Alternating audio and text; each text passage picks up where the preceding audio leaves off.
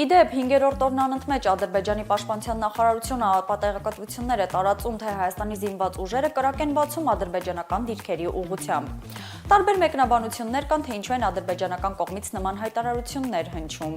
Դիտարկվում է որպես ռազմական ագրեսիայի նախապատրաստություն եւ կամ ճնշում Հայաստանի իշխանությունների վրա պահանջները կատարելու համար։ Նշենք, որ Ադրբեջանի նման վարքագծին նախորդել էին այսպես կոչված խաղաղության պայմանագրի վերաբերյալ բանակցությունների ավարտի մասին երկկողմ հայտարարությունները։